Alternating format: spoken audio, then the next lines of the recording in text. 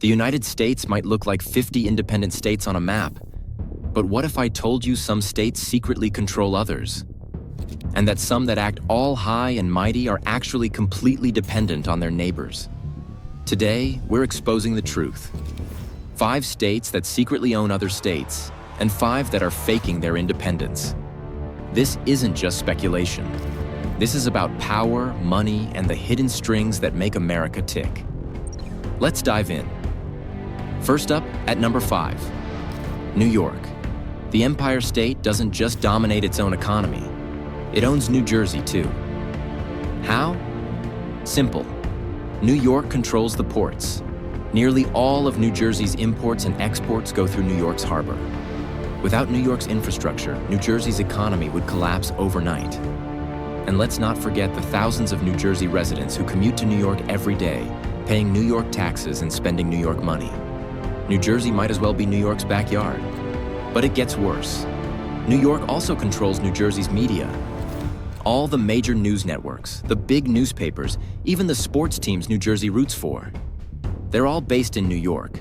New Jersey doesn't have a single major league team with its name on it. Not one.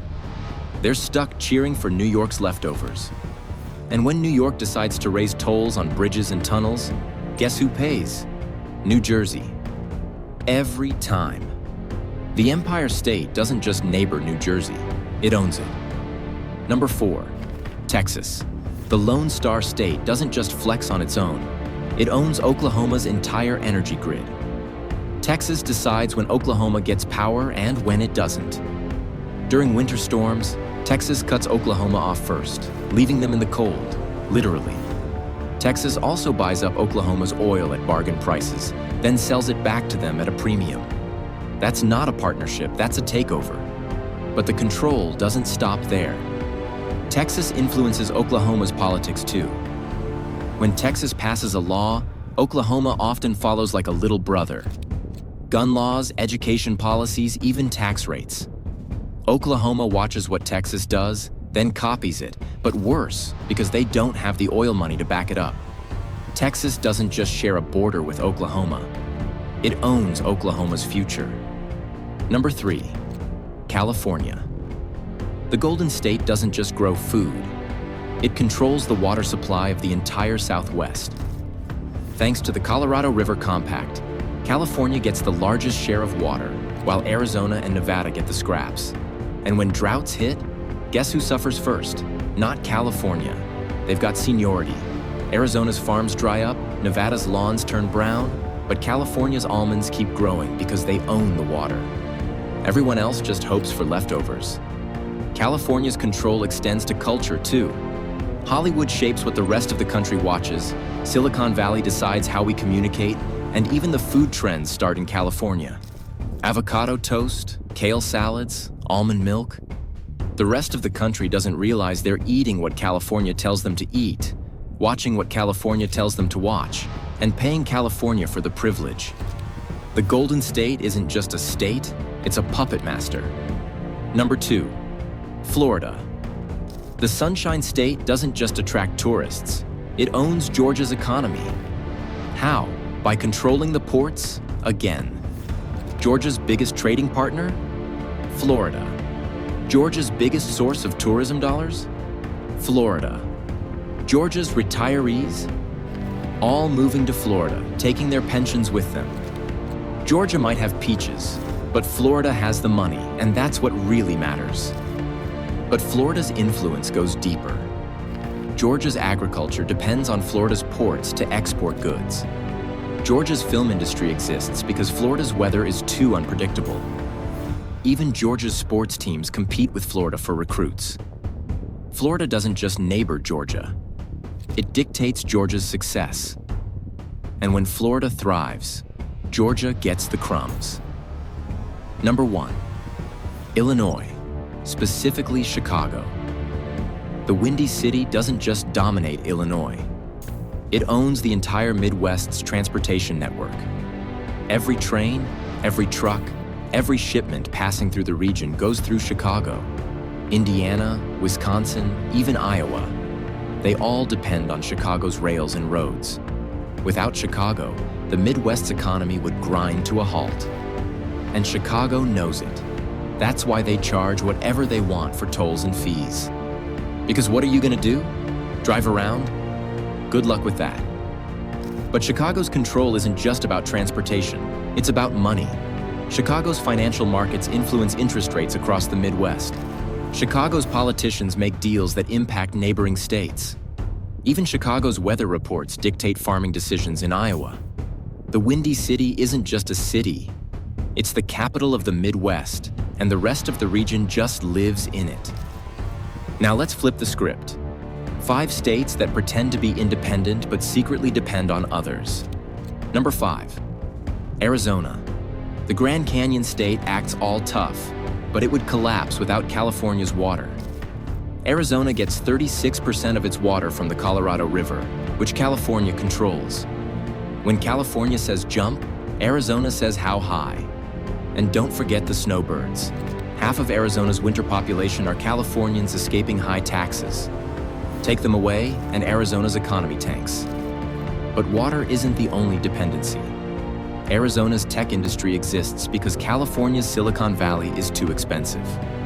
Arizona's tourism relies on California's middle class driving over for cheap vacations. Even Arizona's politics are shaped by California transplants. The Grand Canyon state isn't so grand when you realize it's just California's backup plan. Number 4, Nevada. Las Vegas likes to pretend it's self-sufficient, but without California's tourists, it would be a ghost town. Over 50% of Vegas visitors come from California. No California? No casinos, no shows, no overpriced buffets. Nevada also depends on California for electricity, water, and basically everything else. But hey, at least they have legal gambling. For now. Nevada's entire identity is built on a lie, the lie that it's independent. The truth? Nevada is California's playground. When California's economy booms, Vegas thrives. When California sneezes, Nevada catches a cold. The Silver State isn't so silver when you realize it's just a mirror reflecting California's glow. Number 3, New Mexico. The land of enchantment enchants exactly no one because it's completely dependent on Texas. New Mexico's largest trading partner? Texas. New Mexico's biggest source of investment? Texas. Even their energy grid is tied to Texas. If Texas ever decided to cut them off, New Mexico would be back to horse and buggy days. But it's worse than that. New Mexico's culture is shaped by Texas too. The food, the music, even the accents. New Mexico tries to act unique, but at the end of the day, it's just Texas with more mountains and less money. The land of enchantment? More like the land of Texas's spare change. Number 2, Rhode Island. The ocean state is more like the moocher state. Rhode Island depends on Massachusetts for everything. Jobs, healthcare, even their airport is basically a Boston annex. Over 40% of Rhode Island workers commute to Massachusetts. Without their neighbor to the north, Rhode Island would be just a weird little bump on the map. Rhode Island's entire existence is a question. Why are you a state? You're smaller than some counties, you have no major industries, and your biggest claim to fame is being the first to declare independence. And now you're the most dependent. The irony is thicker than a Boston accent. Number 1, Delaware.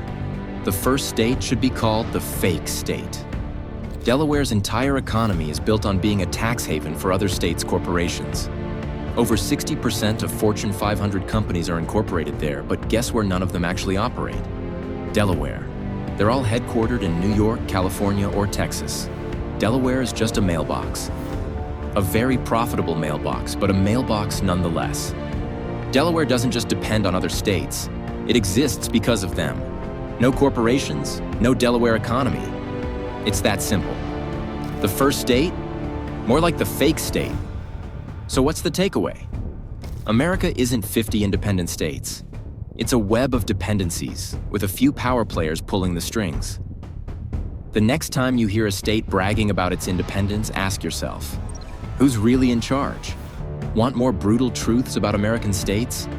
Smash that like button, comment which state you think is the biggest moocher, and subscribe because we're just getting started. This is Red Pin Confidential signing off.